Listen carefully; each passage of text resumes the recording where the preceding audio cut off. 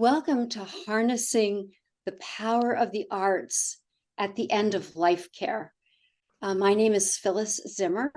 I'm a family nurse practitioner. I'm also the president of the Nurse Practitioner Healthcare Foundation, a faculty member at the University of Washington School of Nursing, and I also run a nurse practitioner practice in Nashua, New Hampshire. It's my great pleasure to be here today with all of you and to introduce my colleague, Dr. Steve Zeitlin. Dr. Zeitlin is the executive director, or co-executive director, I should say, of City Lore, which is in New York City and is a nonprofit organization really dedicated to the acknowledging and celebrating the arts and the ethnic heritage of the people of New York City. And they've now expanded their reach to doing a lot of programs on the national and international stage as well. Dr. Zeitlin is the author of 12 books and many documentary films on America's folklore and folk culture. He's recognized for his contributions to American folklore with the Lifetime Achievement Award from the American Folklore Society. I want to give him the microphone and let him say hello. Hi, everybody, and I'm Steve, and it's a pleasure. It's a pleasure to be here. When the world is in such dire stress, and we're hoping that this course that really talks about kind of some of the best ways to die at a time when so many people in the world don't have that luxury, that it's somehow even being able to think about it in a more positive way. It may be a healing aspect of this for all of us. So Steve and I have been working together for about the last 7 years, looking at cultural aspects of health and how the arts can bring in cultural aspects into the healthcare arena in one way or another. We've done 2 e-learning courses prior to this, as well as a toolkit on that topic. But today, we really wanted to share with you our latest work. And this has been a project that's been about 2 years in the making. We've developed an e-learning course, which basically just means it's a course that's available online. It's at no cost to anyone who would like to access it. But it's a course that uses tradition bearers and artists and folklorists and storytellers to bring out various aspects of what the experience is at the end of life. And we showcase different art forms that you can use at your home, in the hospital, in a hospice situation, at the bedside, with family members or friends or those you care about who may be going through that end of life experience. Our project was funded initially by the Westchester Medical Center for Innovation, and it's also been funded by the National Endowment for the Arts and the Robert Wood Johnson Foundation. So I very much want to thank all of those groups for their support of this work. And we want to share it with you today. So our time this morning will be spent in the following way. First, we'll tell you a little bit more about our project. We'd like to introduce our guest artist that has agreed to share some of his experience and wisdom with us, and that's Soren Glassing, who I'll introduce in just a moment. Then we will talk with you a little bit about our toolkit, which is a resource that we've put together that has video clips and art forms and suggestions for things that you can do creatively yourself. Steve will walk us through what's available on the toolkit. And then we'd like to open up our conversation to everyone who's on the Zoom with us so that people can share not only their ideas about things that perhaps we haven't mentioned, but also some of their experience with death and dying. We understand that this is a difficult topic. We respect very much everyone's sharing their personal experience with us and with this group. We also do want to acknowledge that we are living in a world right now that is extremely volatile, dangerous, We are obviously dealing with terrible tragedy in both in the Ukraine and the Middle East at this time. And so we ask that you also be thinking about our world and about the experiences that we're all having in our individual lives, but also the experience of that many others are having right now, without the benefit of even a time to stop and reflect about the dying experience. They are just living with terrible tragedy. Death is something that we in the United States have trouble talking about. And so we push it aside. We don't deal with it. More and more, however, we've had to confront it. And certainly the most recent catalyst to this for us was the whole COVID pandemic. And in healthcare, nurses, for example, found themselves at the bedside of someone who was dying, and the family wasn't even allowed to be in the room. And so nurses, many times for the first time, were being asked to perform acts or to provide for a situation where they could bring in meaningful objects or meaningful discussion, meaningful music or poetry that might be helpful to the individual who is facing end of life. And they weren't equipped to do it. I have to tell you, I'm very proud of the nurses who stepped up and brought in iPads and brought in cell phones and did whatever they could to bring in family members. But it was a hugely difficult time. And for me, it really highlighted the fact that we just don't spend enough time helping people understand how to be helpful, how to listen, how to create an environment that's warm and caring for someone who is passing. So the project Harnessing the Power of the Arts is one approach that I think is something that, at least in my world in nursing, hasn't been fully utilized. We haven't done a good job of bringing in the music, the dance, the poetry, all of the different ways that we could be helping our patients at the end of life. And so we've developed both an end-of-life course, and that the link to that course will be appearing in your chat box. We're very fortunate today that Ava, I'm going to get this wrong, I'm so sorry, but it's Dedrigliari, is our tech person, and she is helping us manage the chat box today. So she will be putting up the URL to the course. We'll also talk with you about the toolkit that we've developed, and we'll have some comments from Soren Glassing, our guest artist. So I'd like to welcome Soren, and I'd like to tell you a little bit about him. He is a Zen Buddhist monk and chaplain at New York Presbyterian Columbia.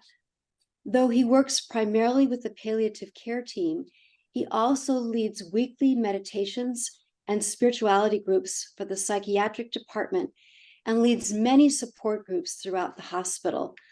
He's been practicing Zen in America and Japan since 1985. He studied art at the Pratt Institute, paints on his own time, and brings his art background into his work. So, Soren, I'd like to say welcome, and I'd like to start off by asking a few questions that will kind of set the stage for everyone to participate a bit later in this discussion.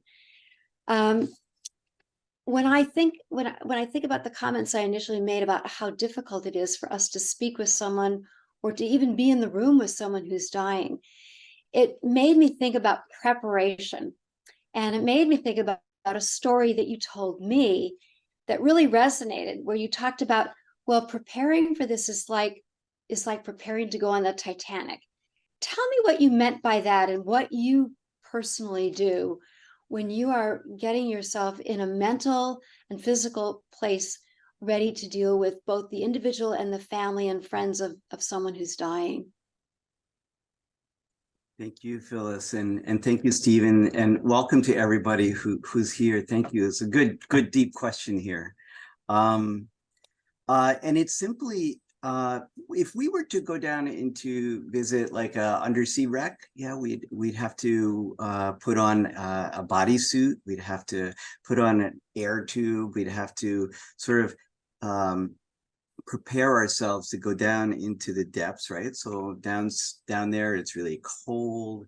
It's really dark, it's really scary, and we have to acclimate ourselves, not only our air pressure with the bodysuit, but everything. So this metaphor of going deep. I don't know if any of you have scuba dived before. It's kind of the same thing. We need preparation, and so to go down into the depths, we need to be prepared. And essentially, we do all this work, and live with our body. So for me, what I do first is to breathe and to center yourself in the body. And for me, pausing, and then whatever like stressors, worry, whatever it is that is on my mind, just set that on a shelf for the time being, to prepare myself through being as calm and as present as I can be, knowing that you don't have to rehearse, you don't have to say anything, particularly when you go to visit someone. Just be yourself, be honest, be genuine. And I think one of the things that can prepare us for visiting someone who's dying, either a loved one or a patient or client or whatever, is to remember our intention. Yeah. We're going there to support them. We are going there to listen. We're going there to be of service, to be in connection. So one of the questions that come up is like, I don't know what to say, or I don't have any answers. Be yourself, just as you are. It's okay not to have any answers. It's okay not to bring like affirmations or prayers or just be yourself, and allow the silence sometimes, if there is silence, to be and to unfold. For me, I always like to think of it as like, I'm sitting in the passenger seat and the person I'm going to visit is in the driver's seat. Now, they don't have to be the host at all. And I always say when I go into someone's room, you don't have to be the host. We're on this ride together, okay? You don't have to lead me anywhere. But let them drive and see where it goes. If something comes up, like I'm afraid to die, or I have regrets, or I have unfinished business, or anything that is like, why is this happening, right? Don't change the subject. Don't fill it like, how about those Yankees? They're asking you to be with them in this environment. And this is where the metaphor of the deep sea diving, right? Phyllis, you asked, and it's like, go down there into the depths with them and meet them where they are. And I think rather than filling the space with words or wisdom or knowledge or whatever it is, just heart to heart, genuine conversation, being with them. Of course, you could bring a flower, you could bring a poem, you could bring a letter, you could bring a gift, of course, but really there's not a lot that you need to do in that room. And I think knowing that can alleviate some of the stress of like, oh, I don't have any answer, I don't know what to say. What if there's more silence than there is words? Just let it be. Does that help? Yeah. Well, one person explained it to me like, you have to learn how to be and not to do.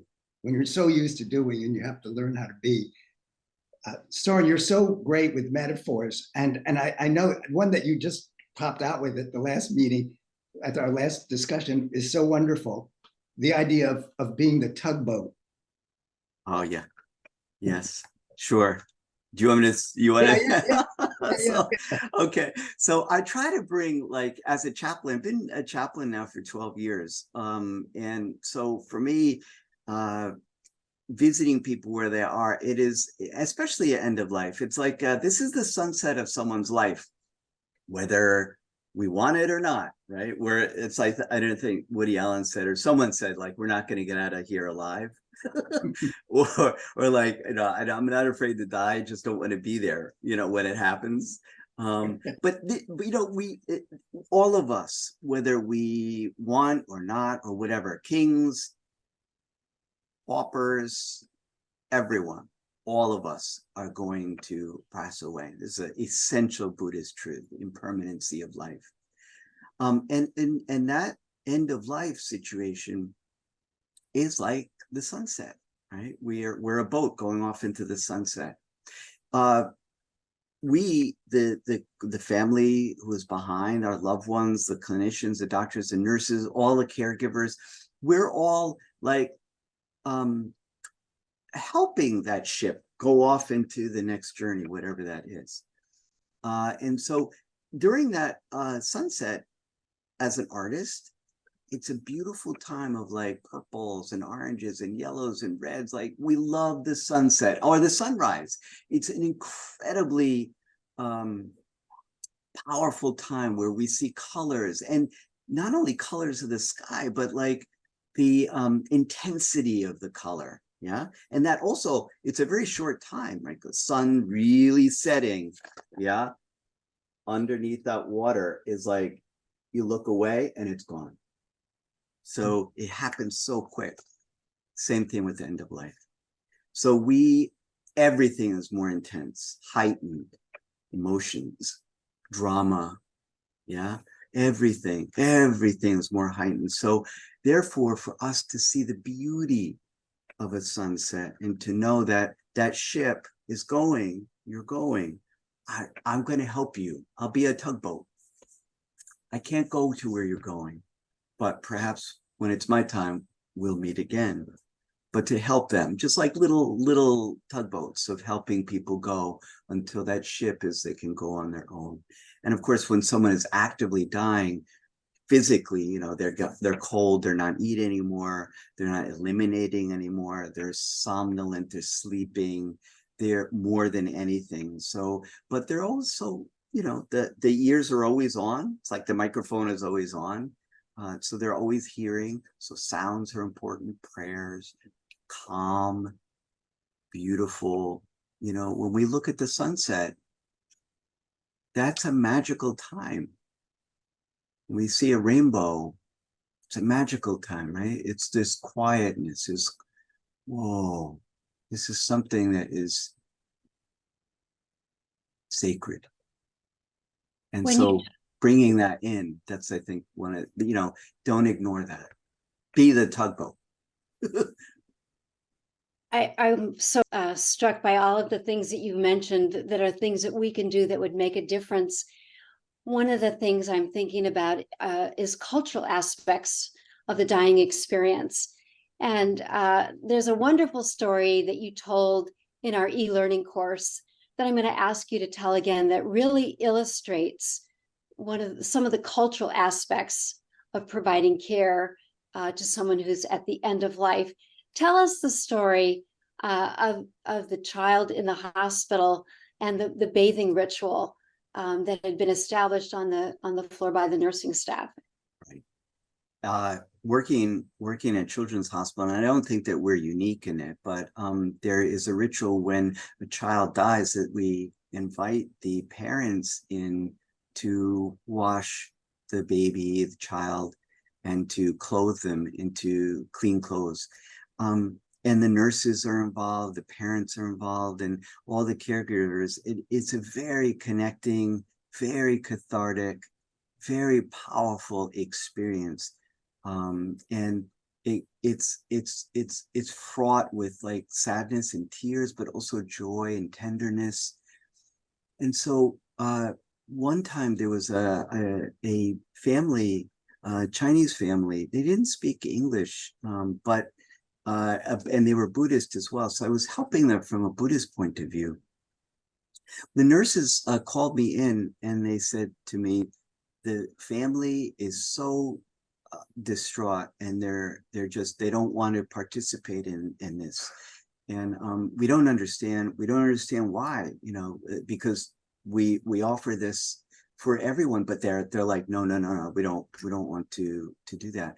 And so I had to educate the nurses in that, oh no, they're not angry, they're not abandoning the child. No. It's just that in that culture, to actually touch a dead body is superstitious. It will bring more death into one's family, into one's life. So that it wasn't particularly Buddhist at all, but it was a cultural aspect that how would we to know that, right? So so that was, and after I told the nurses that, they were like, oh, okay, all right, why don't you come in here with us? The mom and dad could wait outside, and then we'll ask them to give us clothes. And so we wash the child, and then we clothed the child in the clothes that the parents had, and then we invited the parents in. And so it was a connection in a way. It was that ritual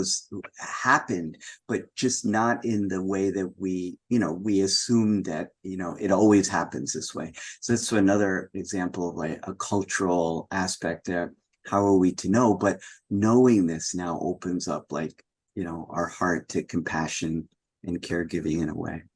Just like in the Jewish tradition, the dead body, the corpse, should not be left unattended. So there is a particular the idea is that there's a watcher of the body, shomer, who is there present. And it doesn't necessarily have to be a Jewish person, but it does need to be like a human needs to be near, watching over. And so I had some Jewish family who was very concerned about their family member who had died, and asking, without a rabbi, without you, without anyone, who's going to be that person. And our rabbi here in the hospital said that the morgue attendant, the person who is the morgue operator, is that person.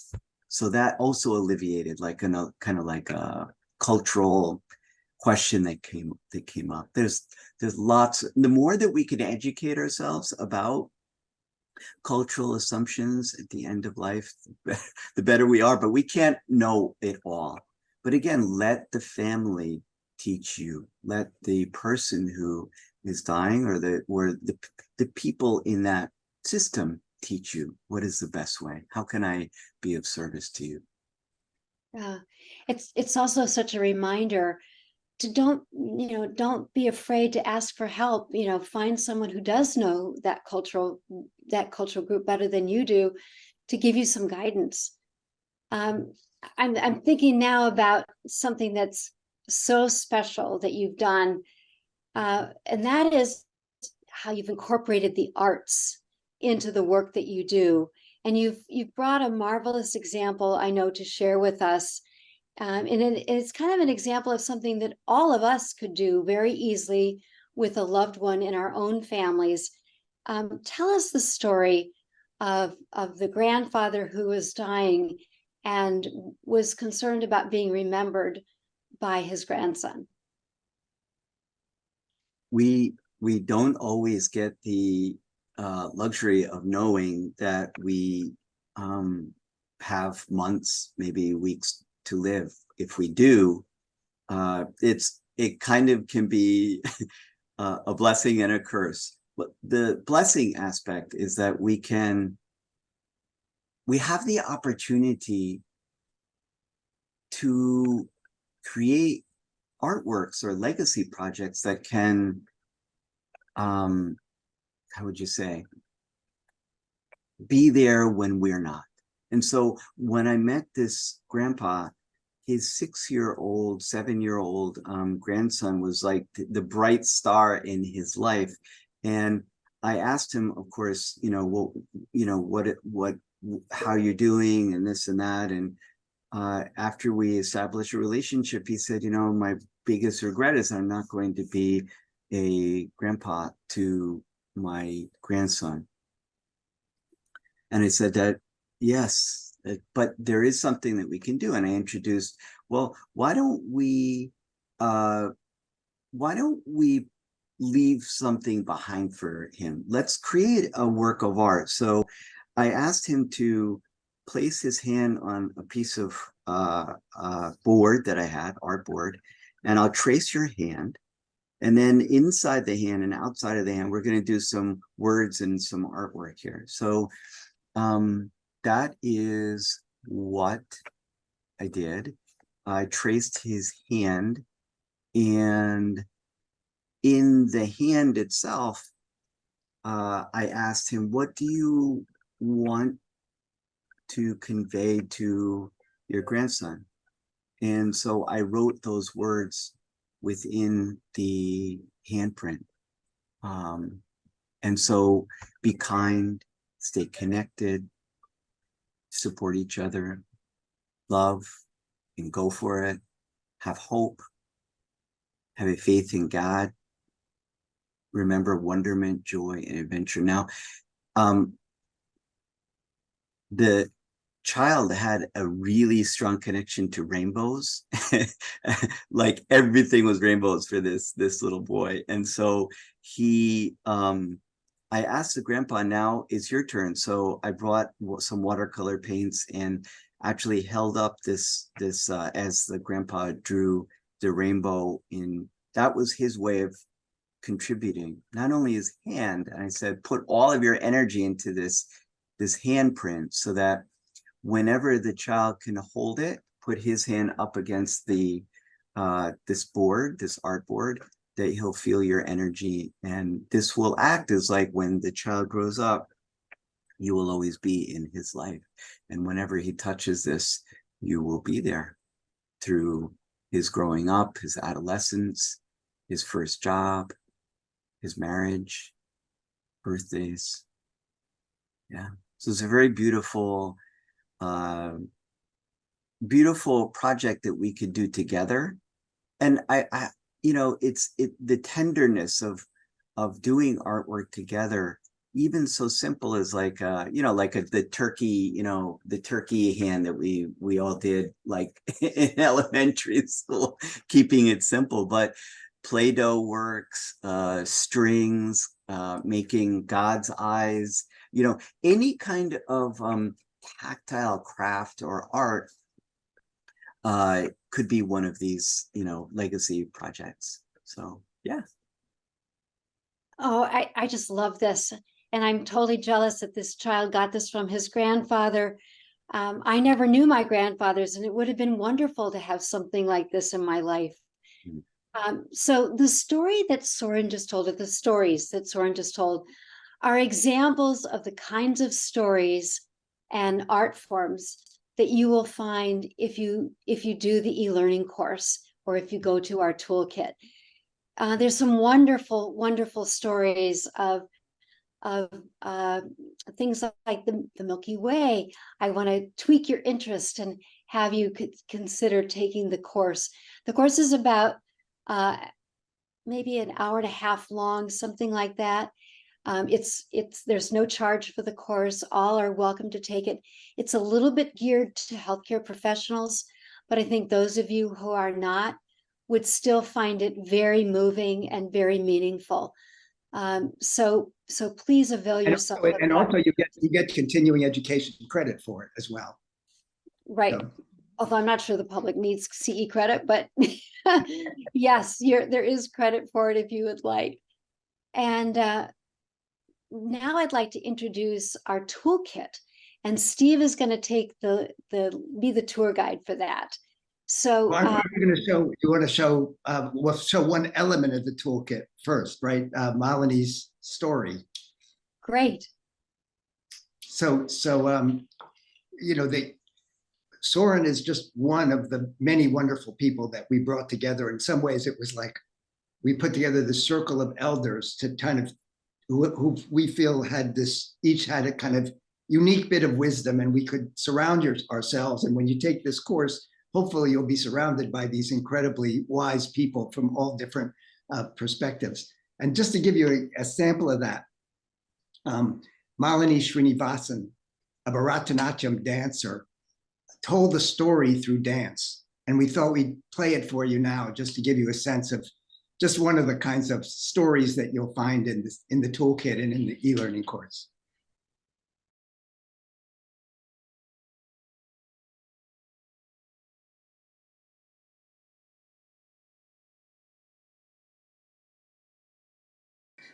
This is the story of Kissa Gotami.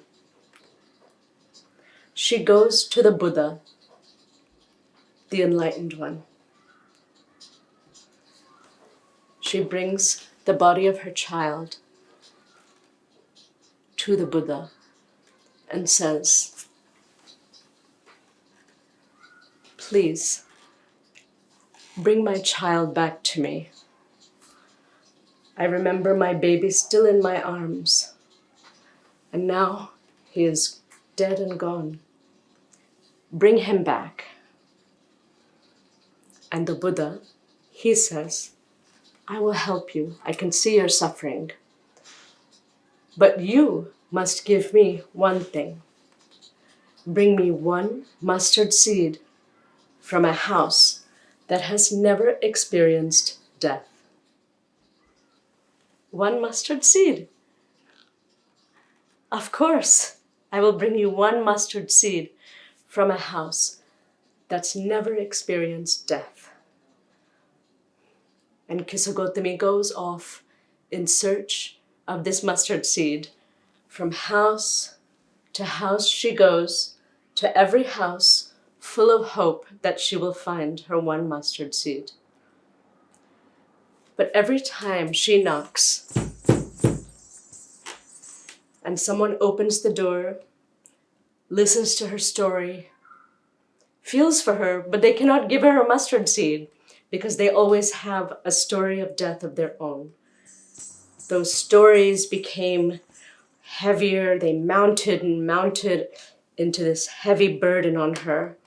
So she felt all of the collective grief from all of these houses becoming heavier and heavier and harder to bear. But she kept going in her search for her one mustard seed in the hope that she would find it. But she just kept hearing more stories. And with every story, then, she began to feel more and more connected to all of the men, the women, the children that she met who had experienced death and grief. And her heart started to feel different, lighter, more connected to all of the people she spoke to, as all of their stories shared their collective grief, until eventually she felt so light that she was able to take the body of her child and release it back to the earth. And then she went back to the Buddha, the one who is enlightened, and she joined him in a quest for enlightenment.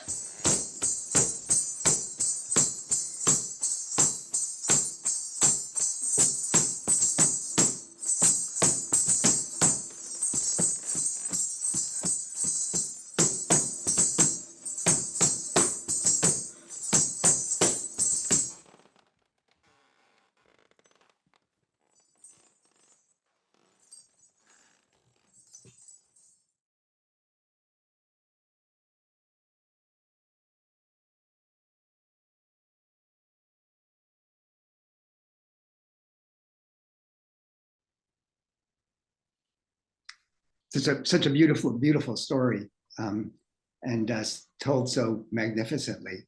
And it's the kind of thing I'll just want to just give you a little bit of a whirlwind tour of the toolkit, so you see the kinds of things that we put on the toolkit. So that you see that we started off. There's the introductory video.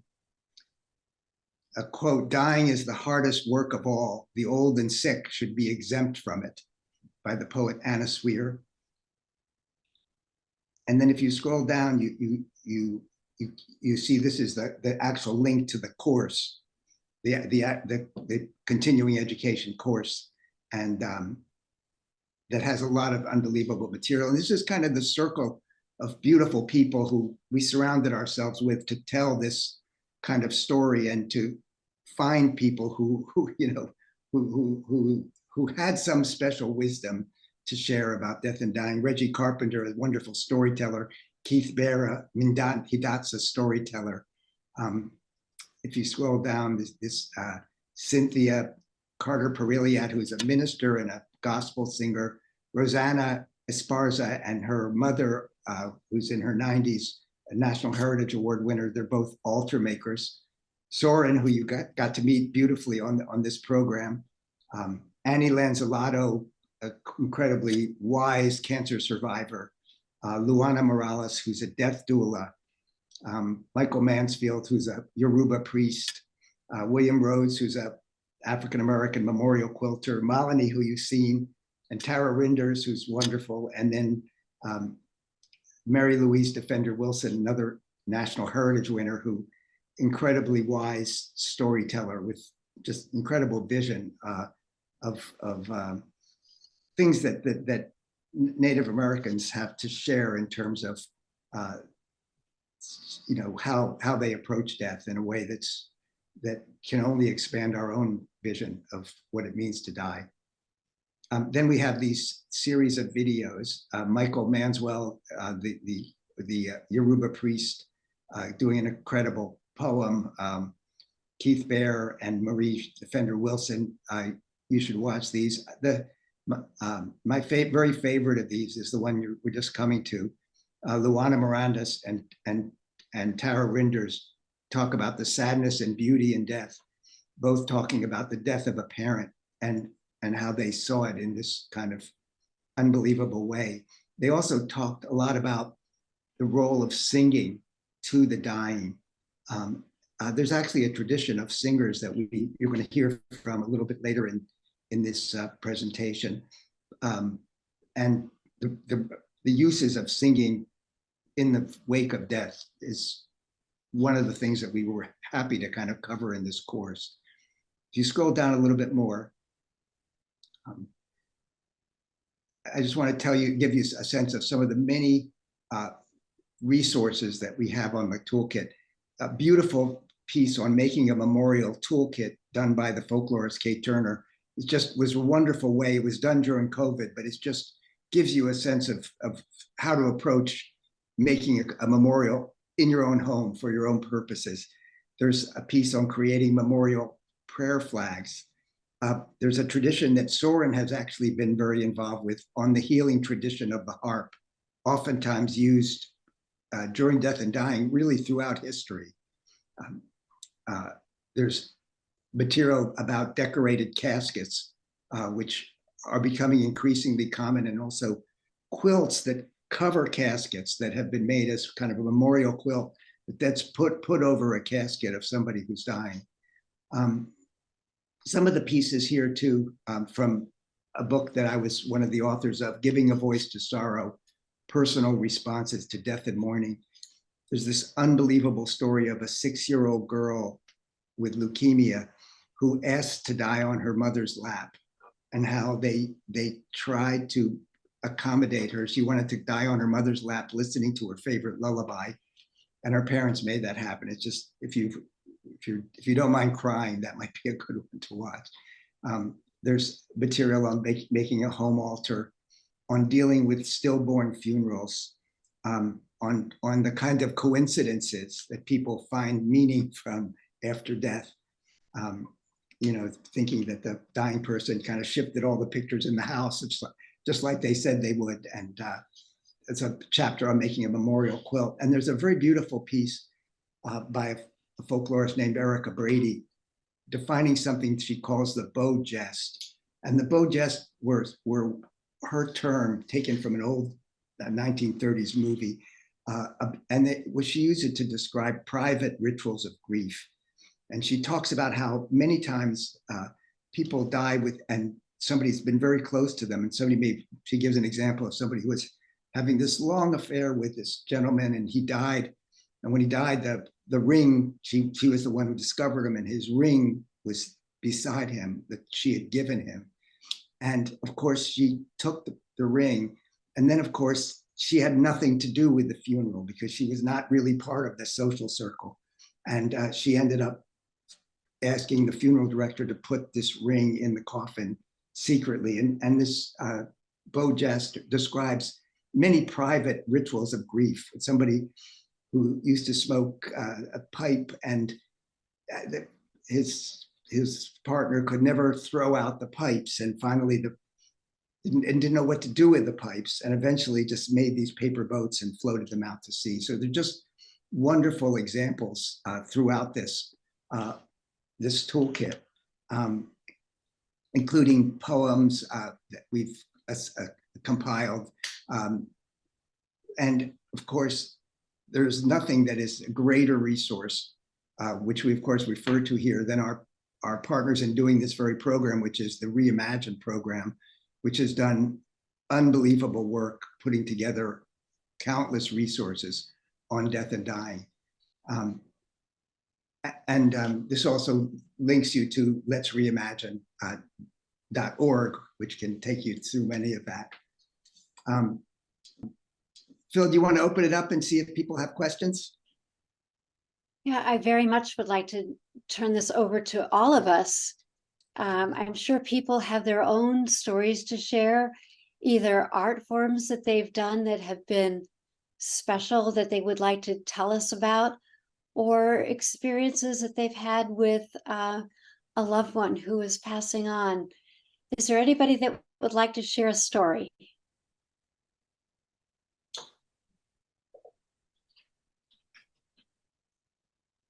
I'm going to try to see if I can look in the chat box while I'm doing this. There were I did see some things in the chat, Eva, that were people who had experienced kind of bathing the bodies, right? Who wrote about that in the chat.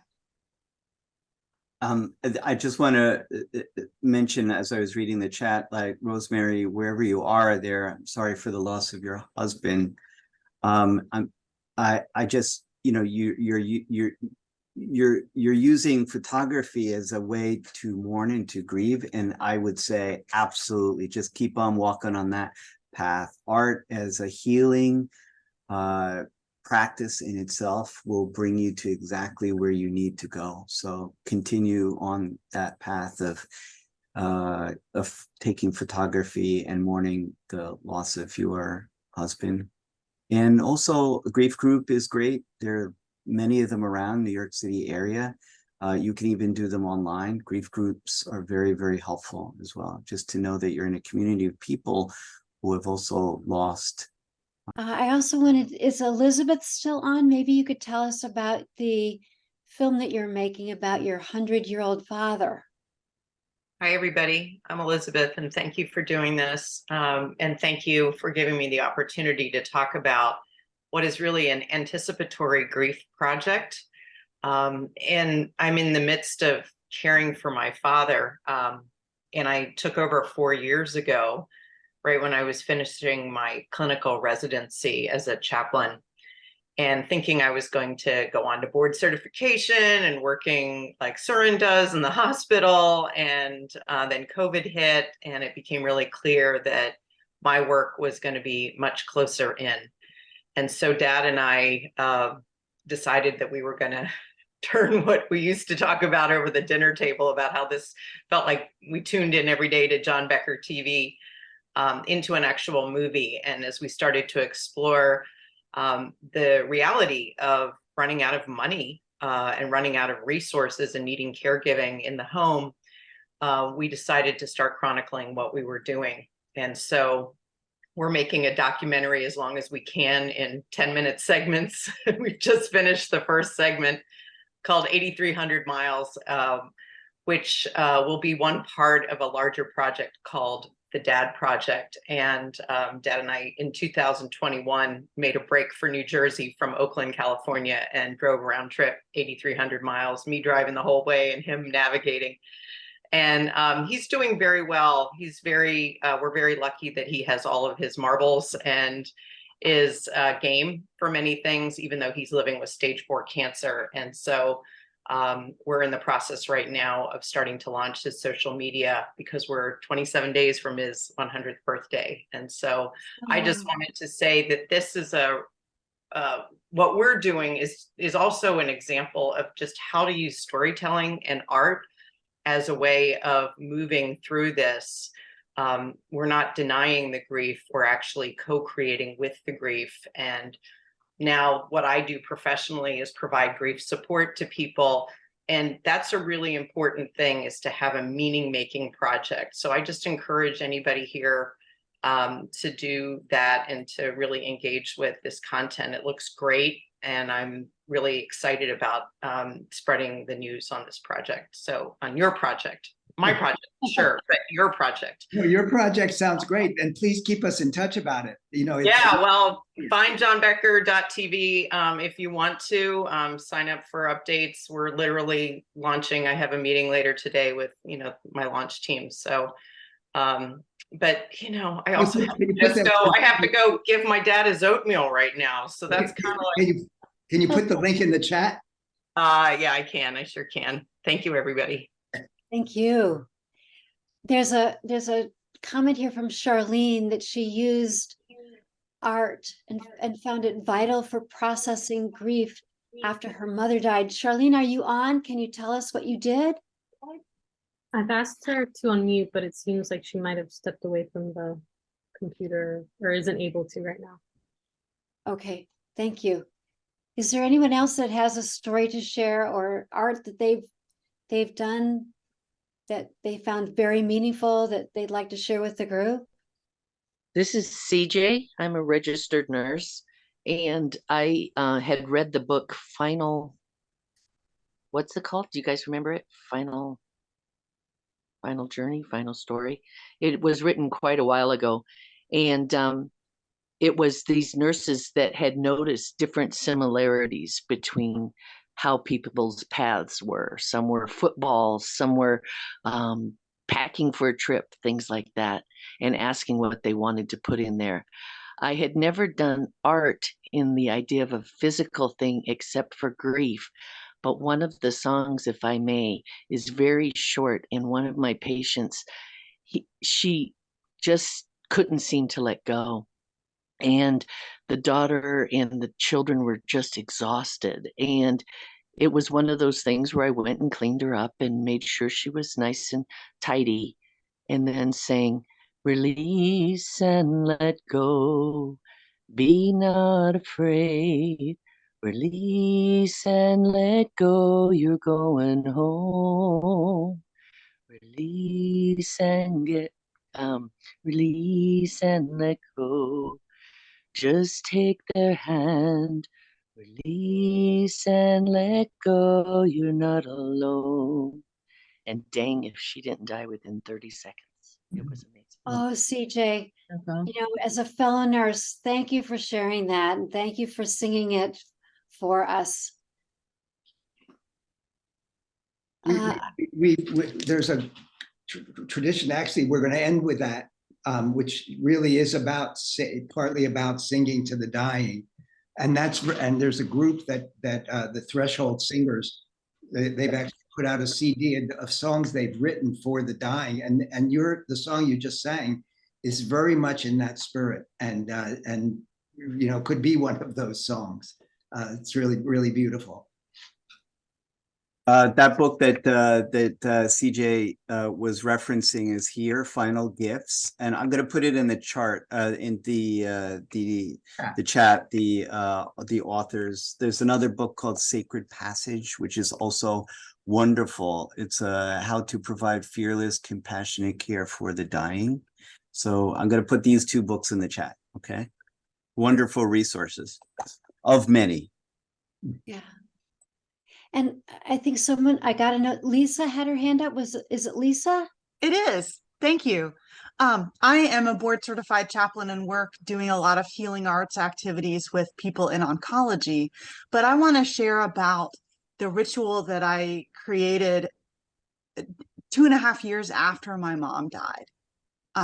Normalizing that there's all the preparation for end of life, and there's the what do we do in the wake of a death and the time thereafter as we cope and heal and make meaning. And I had a very complicated relationship with my mom. And so it took a long time for me to be ready to really memorialize her. And some of the things I'm going to share will sound a little bit weird if you didn't know my mom, but that's why I'm sharing.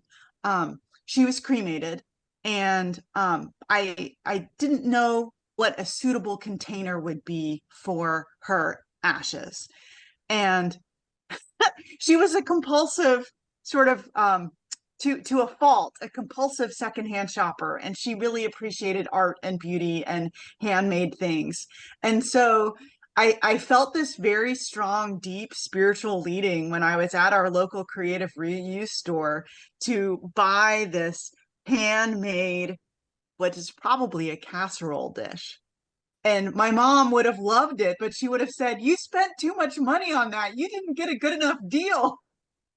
But this was my way of honoring the peculiarity and particularity of my own mother. And so I bought this dish knowing that it was the right thing for her and that she would have gotten a kick out of it. And my family and I did a little ritual. She loved gems and shells and treasures. And so I took a few things from her collection. We picked some things out. And then we went to a rock and gem store and we picked out all different kinds of tumbled stones that were whose descriptions really seemed like they would have either described my mom well or described that which she longed for and never got to have for herself. Mm. And we lit candles and we put on a tablecloth and we put this container and I opened it and we put in each of these little sacred items into this handmade pottery and explained why that thing was so meaningful or poignant, and just laid them in so that she would have company and she would have all these blessings that we longed for her, that she would have longed for herself. And it was very powerful, and it was in a casserole dish, and it was 2.5 years after she died, and it was just the right thing for who she was and who we are as a family. Oh, it sounds fantastic. Thank you for sharing that. It makes it so much more personal when you remember the things that you are going to remember most about that individual and then bring it to life like that. Thank you. Karen, you've got your hand up. Thank you. That was a super sweet share, Lisa. Thank you for that. I'm like tearful just listening to, because it was so lovingly unique for your mom. That's magic. So thank you for that. I don't really have a lot to say. I don't know how I found you all. I happened to take today off. I'm a hospice social worker, and I was going through the computer and got the notification that this was happening and jumped on. And I'm so excited that I did. I'm not much of an artist, but I'm so excited to dive into your material and be able to share with my spiritual care and social work colleagues and hospice here. Unfortunately, I think for us, I don't know about anyone else, but here in Connecticut, people come on and die so quickly. We don't have a lot of time to implement any kind of a legacy project. And because I'm not really comfortable or competent or feel competent, I think I'll feel better after going through a lot of your materials and getting some ideas. Just the hand that you shared with us earlier was just so lovely, that I feel more able to facilitate some of those more simple, quick legacy projects for people that have come on and are just gone so quickly. And I'm so excited about the diversity of people that you've brought in to talk about end of life and death and dying from so many different traditions. I don't think I've come across anything like this. So I'm super excited, and thank you for all that you're doing. Oh, thank you so much. I mean, I can't even tell you what that means to us. We've sort of put heart and soul into this, to be honest. And it's great to have so many people learning about it today. And we hope that you really take advantage of the course and the toolkit. I'm looking at the time. I want to be respectful of that for everyone. So as we wrap up, I just wanted to thank everybody for participating, for sharing your own ideas and your own stories. I want to give a big thank you to Reimagine, to Soren Glassing, our guest artist, to our funders, the National Endowment of the Arts, the Robert Wood Johnson Foundation, and Westchester Medical Center for Innovation. We'd like to end with a piece that in our e-learning course is called Walking Each Other Home. This piece was written by Ram Dass and Kate Munger and is from the album, the Threshold Choir, which was done in 2014. This is just the most beautiful story. We just thought you all would really appreciate it. Have you seen this? There was a game I played with Ezra so we could talk. And I don't have the faintest idea of what we talked about, except that it went on forever. We talked about everything there was in the whole world. We would walk back and forth between our houses. We were walking each other home. Then finally, we broke in the middle and said, "This has got to stop." It was 2 blocks and it was endless. I mean, I know that he would walk me home and I would turn around. "Come, I'll walk you home now." And then, "I'll walk you home." Later on, it became a running joke. We discussed everything. Books we'd read, politics, the world, where the universe was going, girls. He was more experienced than I was. It was funny. Just before he died, I said, "Come on, Ezra, I'll walk you home." He smiled. He knew what I was talking about, so I walked him home. I was holding his hand when his heart stopped.